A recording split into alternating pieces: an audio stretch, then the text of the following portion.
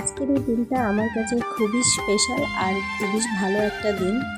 তো hello guys, আমি দীপিকা। আমার আরও একটি ভিডিওতে তোমাদেরকে সবাইকে জানাই স্বাগতম। তো অনেক দিন ভিডিও করিনি, তো আজকে ভাবলাম আমার কিছু স্মৃতি, আমার কিছু স্বপ্ন যেগুলো তোমাদের সাথে তুলে ধরি।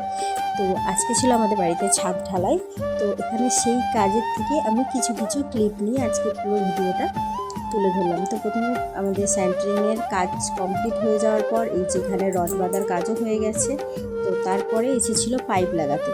পাইপের কাজ কমপ্লিট হওয়ার পর এবারে ঢালাইয়ের দিনকে যেটা হবে সেটা হচ্ছে আমরা একটু পুজো করে নিলাম, যেখানে পুজো করতে হয়। আমি ছিলাম, দিদি ছিল, তো সবাই মিলে দুজন মিলে পুজো করলাম। যেহেতু ওপরে মা উঠতে পারছিল না রডের জন্য, তো সেহেতু মা নিচে রান্না করছিল। অনেকেই বলবে এতে আবার আনন্দ হওয়ার কিছু কি আছে, তো বলি তাদেরকে সবাইকে, বাড়ি হচ্ছে সবার একটা স্বপ্ন, আর যেটা আমি একটু একটু করে হতে দেখেছি। ফার্স্ট যখন আমি এই বাড়িতে আসি বিয়ে করে, তখন এইখানে বাড়ি ছিল টিনের বেড়া দেয়া, নিচে ছিল মাটি, মানে তার সেটা নিয়ে আমার কোনো অসুবিধা নেই, আমি জেনে শুনেই এসেছি, আর তাতেও খুবই ভালো ছিলাম। কিন্তু তবুও নিজের একটা স্বপ্ন ছিল দালান বাড়ি হবে, ছাদ হবে। তো সেটা যখন একটু একটু করে পূরণ হচ্ছে, তো ভাবলাম সেটা বিশেষ করে আমার স্মৃতি হিসাবে থাক। তাই তোমাদের ওই জায়গায় থেকে এই জায়গায় আসতে কিন্তু প্রচুর কাঠখড় পোড়াতে হয়েছে, আর তার উপরে এখন যেভাবে খরচা, আমরা যে প্ল্যানিং করে ঢুকেছি এখন কিন্তু পুরোটাই উল্টো হয়ে গেছে। অর্থাৎ যে টাকা নিয়ে আমরা নেমেছি তার থেকে বেশি খরচ হয়ে গেছে। আর আমাদের ছাদটা কিন্তু অনেকটাই বড় হয়েছে, যেহেতু দুটো রুম রয়েছে, আমার একটা, আমার জায়ের একটা। তো সেই রুম বারান্দা, আমাদের রুমগুলো বড় বড়, বারান্দাও বড় বড়, তো সেই রুম বারান্দা দিয়ে অনেকটা বড়ই ছাদ হয়েছে। সো ফাইনালি সেই স্বপ্নটা আজকে পূরণ হচ্ছে, তো চলো তোমাদের সাথে শেয়ার করি। তো এখানে আমাদের পুজো দেওয়া কমপ্লিট হয়ে গেছে। এবার মিস্ত্রি গেছিলো যে আমাদেরকে দুই বউকে একটু একটু করে মশলা নিয়ে যেন আমরা ওখানে দিই। তো ওখানে দিয়েছিলাম আমি দিয়েছি প্রথমে, তারপর দিদি দিয়েছে। দিয়ে যেহেতু এটা ঈশান কোণে হয়, তো আমার রুমের কোণের দিকটায় ঈশান কোণ পড়েছিল, তো ওখানটায় প্রথমে আমি দিয়ে নিলাম, তারপর দিদি দিয়ে দেবে।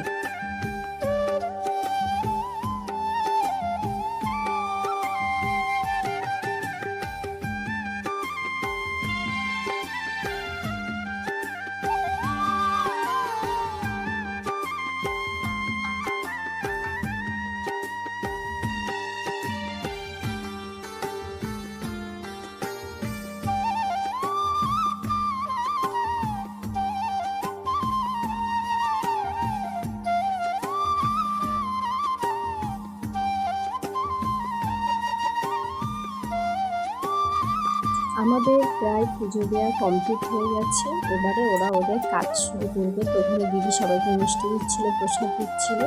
আর এই দেখো নিচে হচ্ছে ঢালাইয়ের কাজের প্রস্তুতি নেওয়া হচ্ছে। তো এবারে আমাদের ঢালাইয়ের কাজ শুরু হচ্ছে।